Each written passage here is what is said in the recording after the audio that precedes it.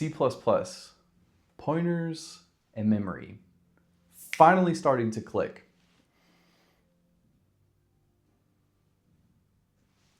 Or is it? Ladies and gentlemen, if you are now tuned into this channel for the very first time, I want to introduce myself. My name is Logan Legacy, and you are now watching Quant Chronicles, the amazing YouTube channel where we essentially go from zero to hero, landing our quant internship within 1 year or less, right here on this YouTube channel, documented for the world to see. And yeah, we're here and we're explaining pointers and memory today, which is just starting to make sense. And as soon as I realized how pointers worked, my mind just relieved a little, because I was like, oh, that makes a lot more sense. And it's not as crazy as I thought it was going to be. But anyways, let's get into this video. And if you want to know why we're choosing C++, go watch the video on my channel. It's why C++ is king amongst Wall Street and quant traders. The reason essentially everyone still on Wall Street uses C++ till this day in 2025, I know it's pretty mind-boggling to realize that.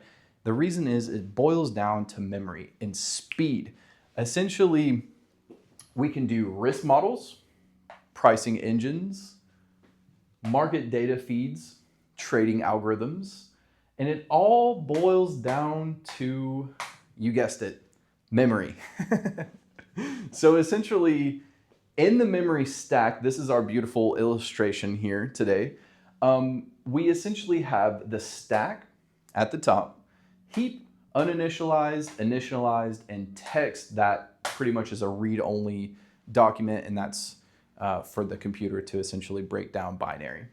Now, again, I just want to go ahead and clarify this on this channel.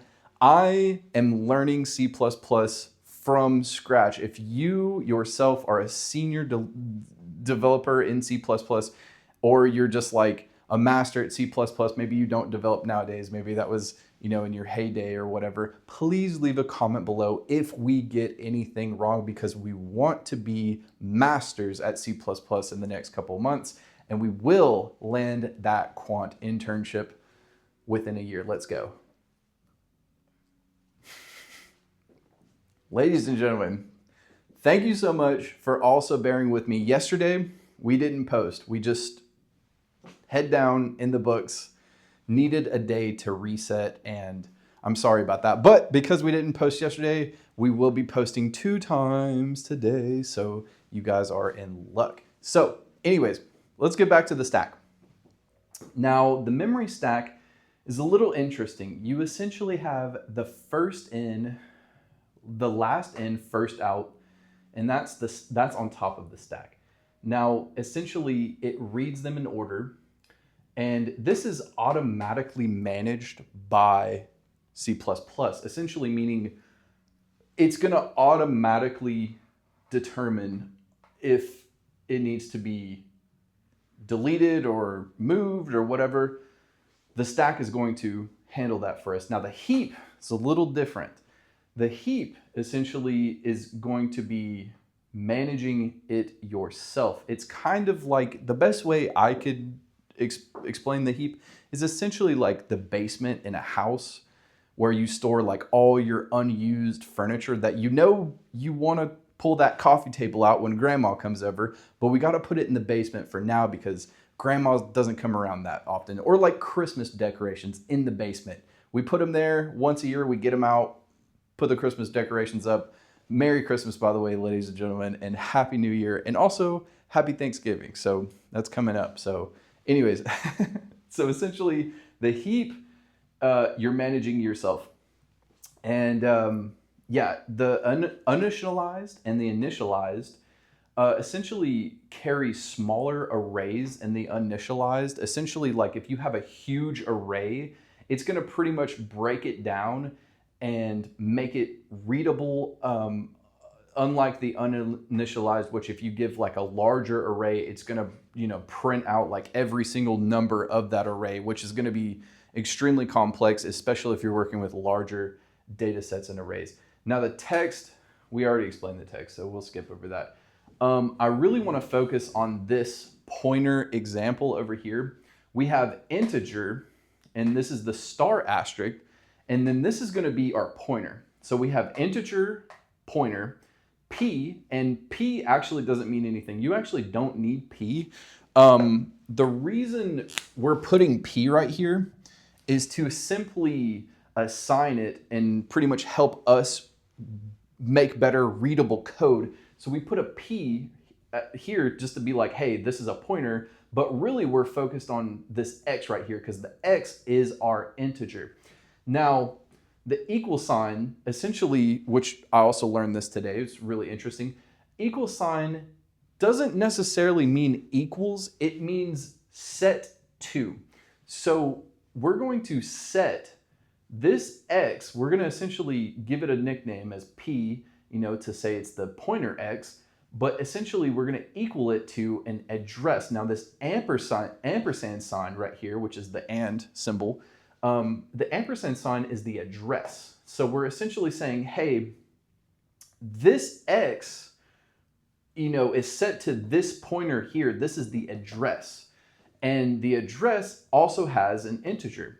So that's the best way I can explain it, ladies and gentlemen, because we're still just reading a ton of books about C++, and surprisingly, we actually haven't even started coding yet. Shh, I know it's a little, but we're almost on the 2-week mark, and that means if we're following, and I still am, following Coding Jesus's advice, Coding Jesus says you want to overload your brain with as much books in the beginning when you're learning this stuff, as much books as you possibly can. That way, by the time you do start coding, it makes a whole lot more sense. So in the beginning, we're initializing our time to 100%, just read. And then by about right now, in the next week or two, we're actually gonna start breaking stuff down and opening an IDE and start coding.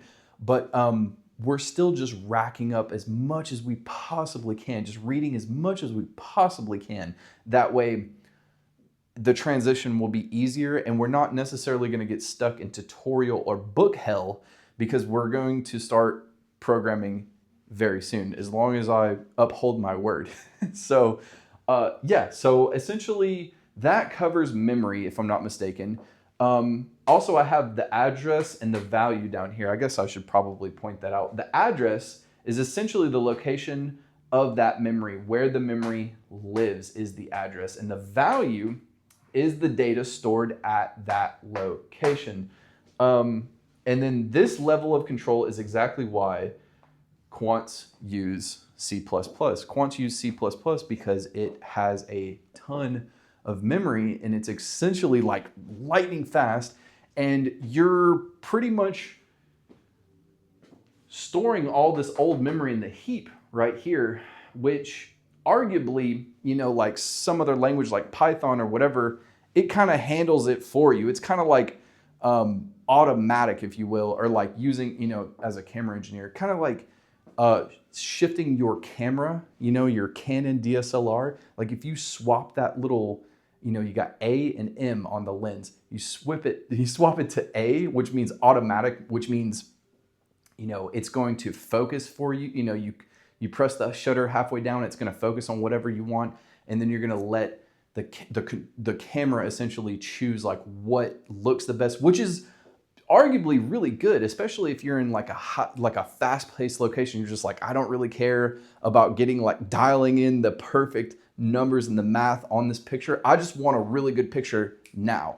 And automatic is really good for beginners, but for pros and people in the quant field that use C++, C++ is obviously going to be the manual version of the camera's automatic system, meaning, C++ is exclusively manual only, which if you're in a fast pace photo shoot, you're essentially taking pictures over and over and over again, and not every picture might be the perfect picture, but because you are shooting on manual and you control those specific controls, when you take a really good picture, it's in manual, it's like the best thing it can ever look. And even further than that, if you put the manual picture in Photoshop or Lightroom or something, you're going to actually have more control over actually editing the values and the colors of that picture. I hope this makes sense. I'm using a metaphorical explanation of like photography and programming, two separate worlds.